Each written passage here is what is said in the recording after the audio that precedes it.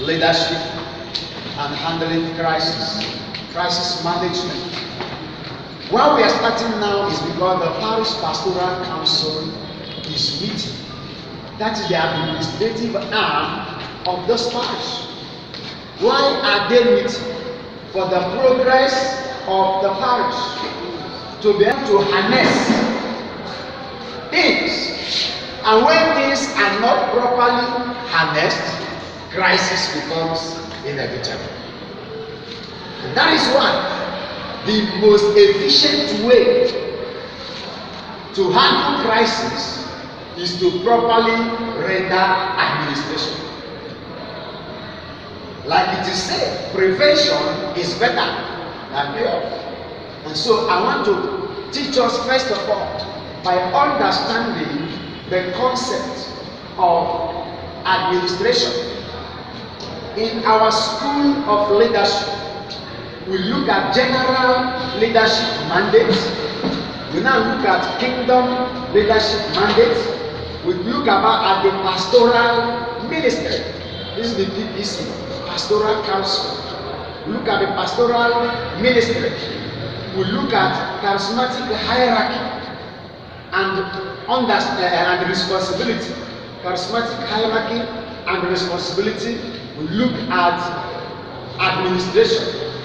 We now look at what I call teamwork in leadership or collaboration in leadership. That is the curriculum or what we have in the school of leadership. Today, we'll be taking one of them. Understanding administration. Praise the Lord. Amen. By definition, administration is said to be the activities that are done in order to plan, organize, and run a business, school, or other institution. This is dictionary now. The activities that are done in order to plan, organize, and run a business, a school, or other institution. Once there is proper planning, proper organization, and proper running, crisis is already minimized. Crisis is already minimized. The second definition of administration, it says it is the process or act of organizing the way something is done. The process or the act of organizing the way something is done. Number 3 says it is the people who plan, organize, and run a business or an institution. The first definition says it is the activity done in order to plan, organize, and run. The second one says it is the process or the act of organizing the way something is done. The third one says it is the people who do that planning, that organization, and the running of it. That's why we can talk about school administration or university administration. The fourth definition of administration is the government of a country. The government of a country. Someone can say during my own administration, that during my own government, during my own tenure. So the past commentator can say in our regime or in our administration. You can talk the administration of former President Goodluck. So you see that the word administration is all encompassing, meaning many things. Praise God. Amen. Now, another thing we need to define for proper understanding is the word administrator. Administration is a noun. Administrator is also a noun. But administration is restricted to a person, no longer the act, no longer the process, but a person whose job is to manage and organize the public or business affairs of a company or an institution. A person whose job is to manage and organize the public or business affairs of a company or an institution. A person also means a person who is good at organizing things. We say he is or she is an administrator. So we'll be looking at this concept of administrator, administration. And when we understand their relationship and when they are properly harnessed in every setting or in every organization, issues, challenges, crises are already reduced to a minimum. Let's look at our text, 1 Corinthians chapter 12. 1 Corinthians chapter 12. Let's look at verses 4, 5, 6, and 7. Praise God. 1 Corinthians chapter 12 from verse 4. It says, now there are diversities of gifts, but in the same spirit. I think I've taught you on spiritual gifts. In my teaching chapter, spiritual charisms, administration is one of the charisms. There are diversities of gifts, but the same spirit. And there are differences of administrations, but the same Lord. And there are diversities of operations, but it is the same God which worketh all in all. This is the Trinitarian formula. In verse 4, Spirit. Verse 5, Lord. Verse 6, God. It's a Trinitarian passage. Diversities of gift, same Spirit. Administration, same Lord. And operation, the same God. That is our text. Just know that God is interested in administration. It's a gift. It's a grace. It's the will of God. In fact, we are going to look at it as even part of the reason why man was made. Genesis chapter 1, right from the beginning, God said, let us make man to resemble us and to be in charge of the earthly realm. In other words, to be the administrators of the earth, to be the managers of the earth. That is why human beings were made. And God blessed them. Genesis 1:28 and said, be in charge. That's the summary. Be in charge. Be the administrator. I have made you to be. Let's look at Psalm 8. Because we are trying to understand the concept of administration. Psalm 8, verses 4 and 6. You see, you can read.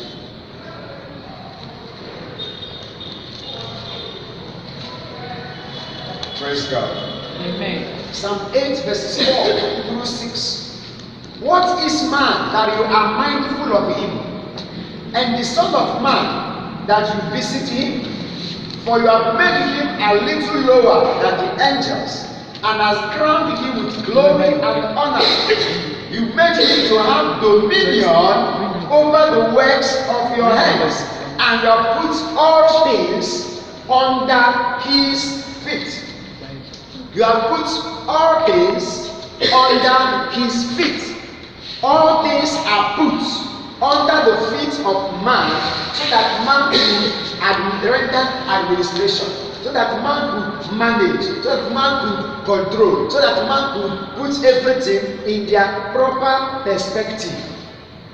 Why is the world in chaos today? Because man failed in his administrative role over the earth.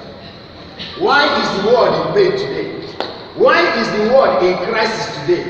Is it because God created crisis for the world? No. It is because man failed in his administrative requirement for the earth realm. So anytime there is a failure in administration, crisis becomes inevitable. What is the rule or duty of parents? Administration of the family. Anytime the parents fail to administer, to can discharge their administrative function properly for the family crisis sets in. What is the role of school proprietors, principals, administration of schools? Once principals fail, crisis it becomes resultant. What is the role of the executive arm of government? To execute, to formulate policies and execute. In other words, to manage. Why the legislative arm enacts laws and acts as the case may be, and the judiciary is to adjudicate. It's the executive arm that executes, that administers. That is why when things go wrong in a country, the people that always blame is the executive arm. People in the executive arm, in most times, most cases, because they are the ones carrying that basic function in their shoulders. And that is why the executive arm is the most broad for the sake of proper administration. Ministries are created, parastatals are created. Why? For proper administration of the country. Else, crisis. And any country that is not properly, in fact, show me any country that is in crisis. You just say a country that is poorly administered, being handled administrative wise.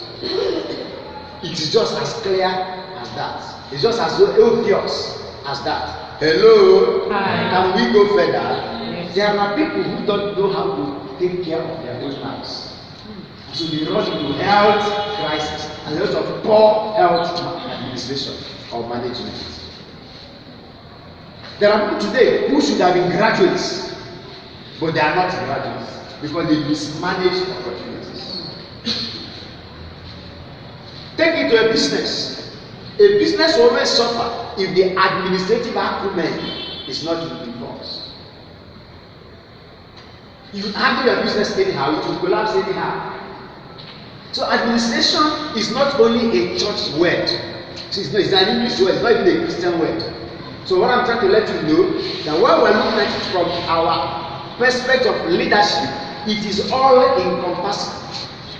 It is all encompassing.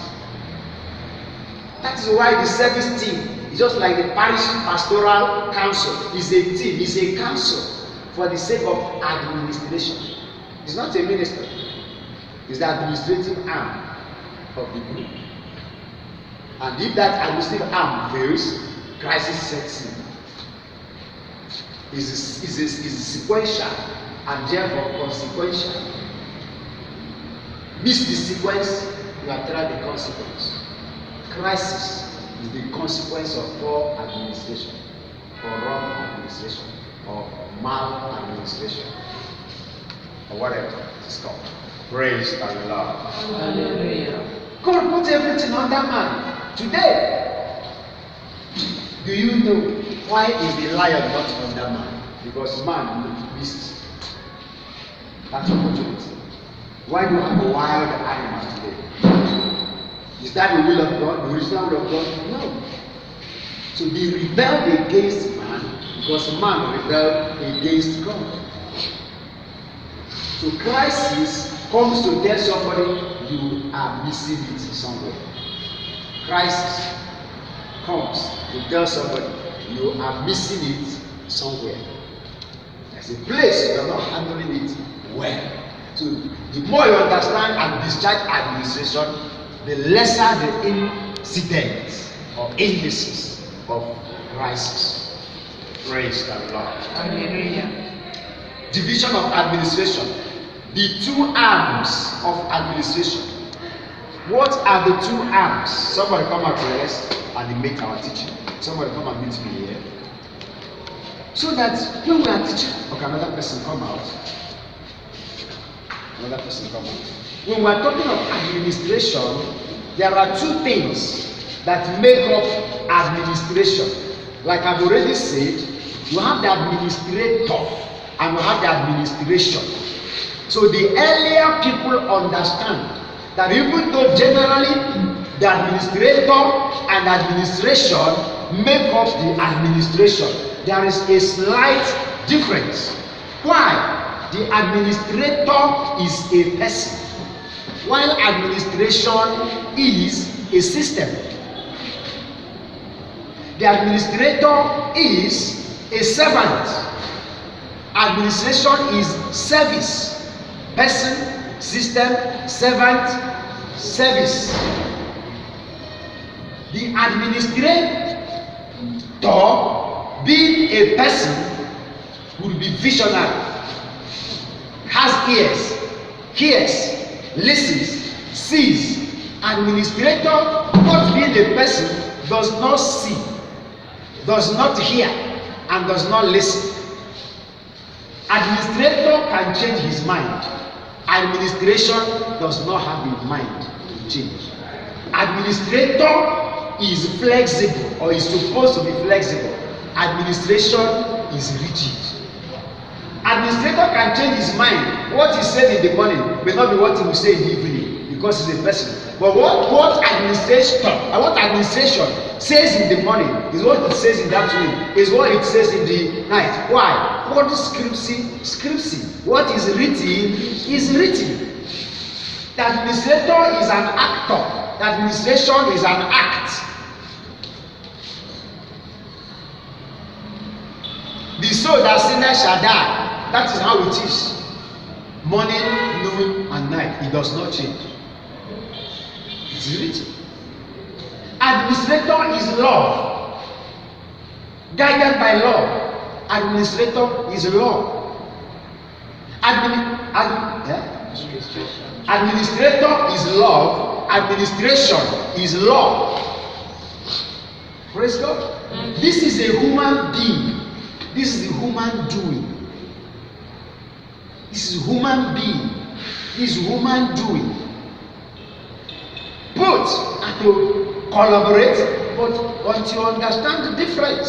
That means if the administration has been set that whoever comes late kneels down. If you come late and you are crying, administrator will see that you are crying. Administration has no eyes to see that you are crying. Therefore, all administration wants is that you must kneel down. So you must understand the two arms of administration. Praise the Lord. You can sit down. So administrator, being knowledgeable, is understandable, while administration is senseless. The administrator is a man, but administration is the mandate, and it is the man that protects the mandate. Administrator is a friend, but administration is a force. Administration is a force. The administrator is a principal, and administration is also the principal. This one is principal, PAL, as the head of the school. This one is a principal, PLE, as a process. So they are not exactly the same. The administrator is a processor, while the administration is the process. The administrator is like the lawyer, while the administration is the law. The law remains until it is repealed. It doesn't change. Morning, noon, and night. The administrator is supposed to be law-abiding, but the administration is the law itself. Is law. Is being the law. And therefore, when the administrator is dialogable, administration speaks only words in a matter. Just like I said, what is written is written. So you can ask the administrator, can't you see that I am crying? You cannot ask administration, can't you see that I am crying? Because administration is blind. Sometimes, when we don't understand that it is administration that is taking its course, we blame the administrator. We have to know the difference between the person who is the administrator and the work of administration. In comparison,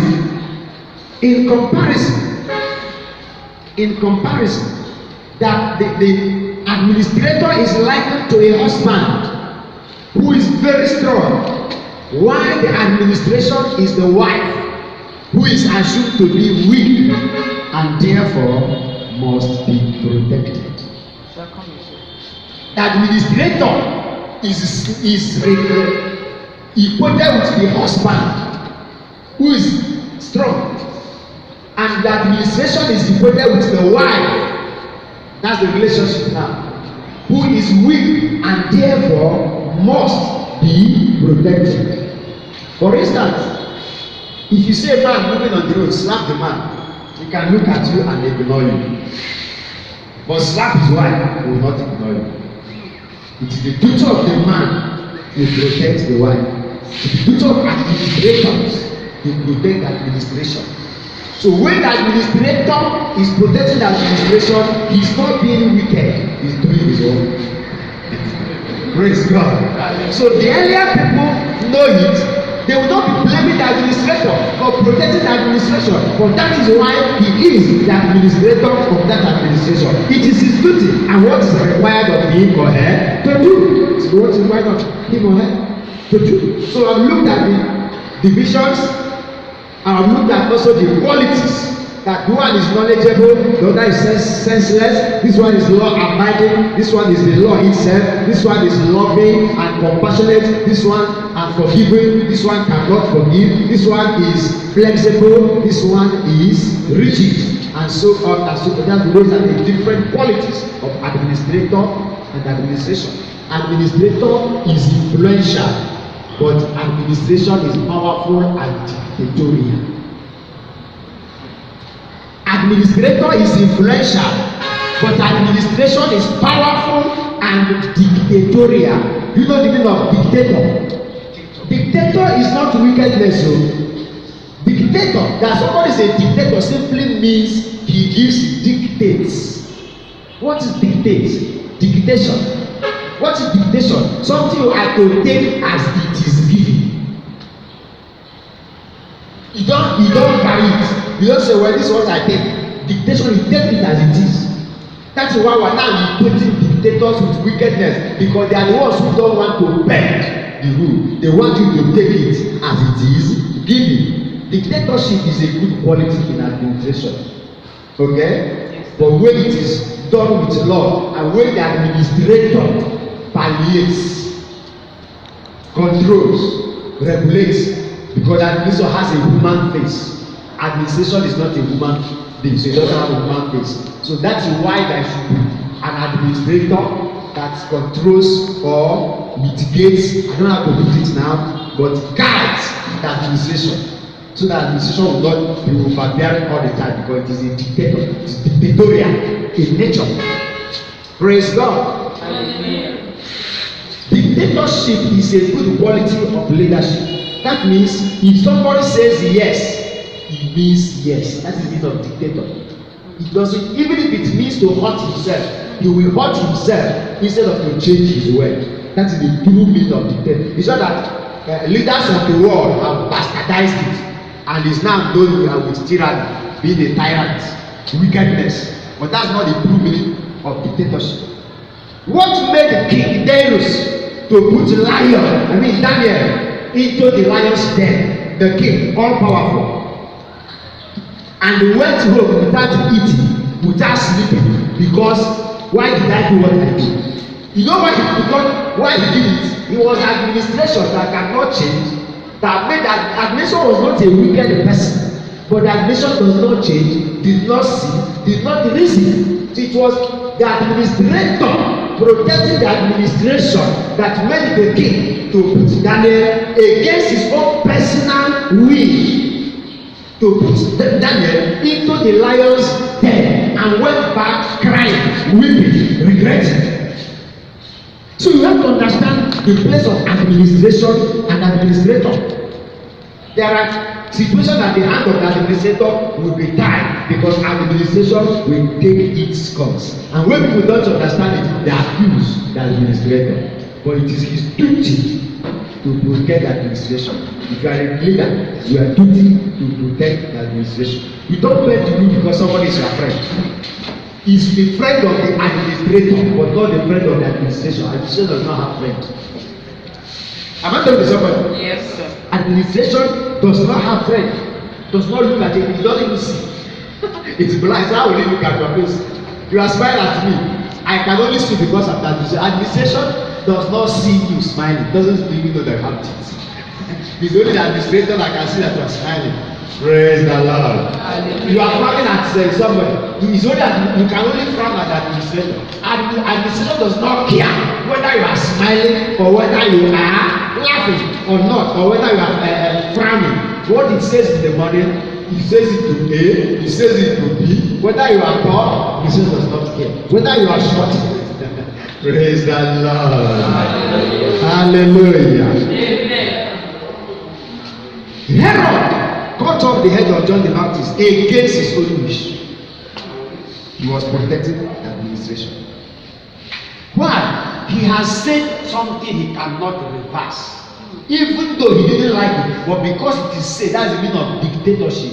That even if it hurts you, even if it means you to die, you will die instead of reversing what you have said. That's the true meaning of dictatorship. It's not about wickedness, as it is.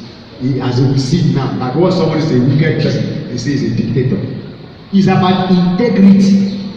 It's about integrity to the highest extent. Now what the Bible says, one who swears to his own heart, integrity.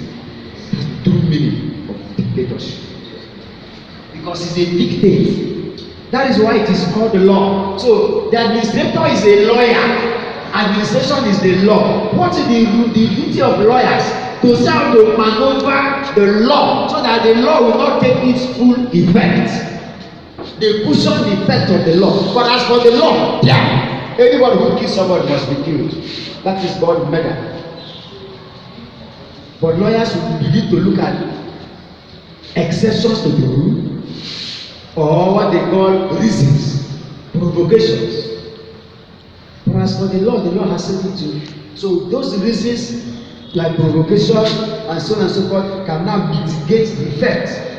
And instead of it, somebody being charged for murder, even though he killed, will now be charged for manslaughter. The sentence is reduced because there is a lawyer who tries to make the judge see how to maneuver the law and give a lesser administrator, the lawyer working with the law administration. Praise the Lord. So, administrator can have many friends, but administration has just one friend. Who? The obedient servant. To want to be friend of the administration, just be obedient. That's all. Because it's a dictate. All you need is to obey.